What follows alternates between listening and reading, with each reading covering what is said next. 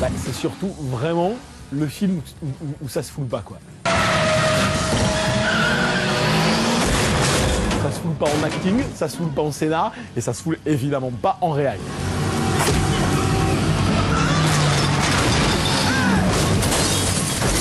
Quand tu vois Rush Hour 3, t'as juste l'impression qu'ils ont pris Rush Hour 2 et qu'ils ont effacé le 3, le 2, ils ont mis 3 à la place. Les mêmes scènes, les mêmes blagues de merde, les mêmes scènes d'action pourraves, et c'est gravissime.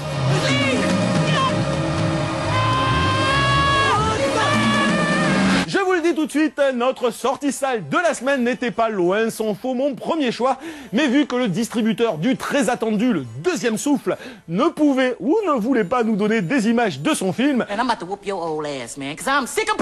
j'ai dû me rabattre sur cette belle purge de la semaine, réalisée par, évidemment, l'inénarrable Brett Ratner. Je parle bien sûr de Rush Hour 3 avec Jackie Chan et Chris Tucker. Alors vous me direz que c'est super facile de tirer sur l'ambulance et vous avez parfaitement raison. Mais quand l'ambulance est un gros carton au box-office qui nivelle par le bas le cinoche de genre, l'a shooté au bazooka en mutilant à la tronçonneuse les rescapés, franchement, ça devient un acte d'utilité publique. Oui, j'ai dit l'ambulance. Écoute, j'essaie de m'adapter à mes spectateurs bobos parisiens. Faut bien, hein. Et je dois en avoir au moins un. Un sadomaso. Vas-y, continue. Tape-moi dessus. Sérieux, il y a des trucs qu'il va falloir m'expliquer. Comment Rush Hour 3, tourné 6 ans après le lamentable second opus, avec un Jackie Chan pratiquement à la retraite, un Chris Tucker oublié de tous, et aux commandes, le réalisateur le plus haï du monde aux côtés du V-Ball, a-t-il pu être un tel carton au box-office ricain? La réponse est simple, mes braves. À l'instar des précédents opus, Rush Hour 3 cible mielleusement les plus bas instincts des spectateurs en les prenant par la main comme un troupeau de gnous en trip all-inclusive sur la Costa Brava. Et je crois que les films qui flattent les bas instincts, c'est-à-dire qui assument d'aller dans le sens bof, gras, raciste, misogyne, sectaire de l'être humain, ils marchent. Ça revient de plus en plus. C'est terrifiant, quoi. Quand bien même on pourra toujours prétexter « mais c'est un divertissement pour les enfants ». Justement. Moi, à mes gosses, je préfère leur montrer Happy Feet, qui pose des vraies questions de tolérance, à Rush Hour 3, qui te flatte dans tes instincts bof, quoi. Lee, I got a big problem, man. This boy's on steroids. He got a head like Barry Bonds. Oh, no. Come on, man. Est-ce que c'est ça qui vous fait rire et le monde que vous voulez? Moi, non. Et ça m'inspire une gerbe puissante qui ne demande qu'à sortir. Qui éclabousserait les responsables de cette chose-là et qui les jetterait dans le purin d'où ils viennent. Une petite séquence de kung-fu par-ci par-là pour Jackie, parce que les Asiates ne savent faire que ça.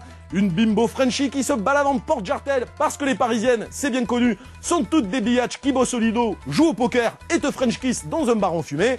Des séquences Paris carte postale dans tous les hauts lieux du tourisme ringard. Yvan Attal et Julie Depardieu en bof anti-bouche à l'accent exécrable, forcément. Et le top du top, Roman Polanski, en flic adepte de l'exploration anale. Suivez mon regard. Putain, il manque plus que les rires enregistrés à chaque blague raciste de Chris Tucker pour avoir la totale. Come on, man, let me go. I love Chinese people. On en a fait une déjà, Bouzasse, depuis la rentrée, une spéciale Bouzasse. Ah non. Il me manque juste un petit Steven. Alors attends, dans Rush Hour 3, il y a eu 25 versions du scénar. Il fallait bien qu'il y ait 25 versions de scénar pour que ça devienne juste totalement aseptisé. Mais dans une des premières versions du scénar, le bad guy, ça devait être Steven Seagal. Ce qui aurait été un chef-d'œuvre total. Même réalisé par Brett Ratner, le film aurait été un chef-d'œuvre. Who are you? You. No, not me, you. Yes, I am you. Vous dire que tout cela est navrant relève bien sûr de l'euphémisme, mais dans le ridicule involontaire de Brett Ratner réside néanmoins une réalité qui me fait mal au coronesse. Son truc a beau être en dessous de tout, le bougre finit quand même son film par une demi-heure de baston sur la Tour Eiffel qui exploite sans complexe, dans un spectacle de genre populaire, notre patrimoine culturel. C'est vrai que ça sonne un peu chauvin, mais c'est pas ça que je veux dire. Très bien que les ricains ils viennent filmer ça. Mais putain, pourquoi nous on n'y pense pas? On a une capitale avec des lieux mortels pour faire des scènes d'action apocalyptiques, épiques, mortelles. Il n'y a pas un péloï du cinoche français qui est capable de l'imaginer. Le seul film en France qui a eu les couilles de se dire « Ah ben tiens, je vais exploiter Paris », c'était Le Boulet. Bon, il y a le meilleur film. T'as quand même la grande roue qui s'éclate, qui tombe, ça fait une putain de scène d'action. Wow! Attends, t'as un film ricain qui est en train de se faire là, qui s'appelle Catacombes. Ouais les mecs, ça y est, sur tous les guides touristiques depuis 300 ans, les catacombes. C'est venu à l'idée de personne en France de faire un film fantastique dans les catacombes? Non, bien sûr. Pourquoi ça nous viendrait à l'idée? On est tellement intelligent. Il faut que ça se passe automatiquement à la Tour d'Argent ou dans un appartement du 16e. Sinon, c'est pas intéressant. Mais bon, faut croire que l'imaginaire, les horizons et l'audace du cinoche français se limitent à la chambre à coucher. Alors je veux bien que la vie sexuelle des bobos parisiens soit de la plus haute importance, mais notre petit nombril merdeux n'est pas forcément tout ce qui nous caractérise.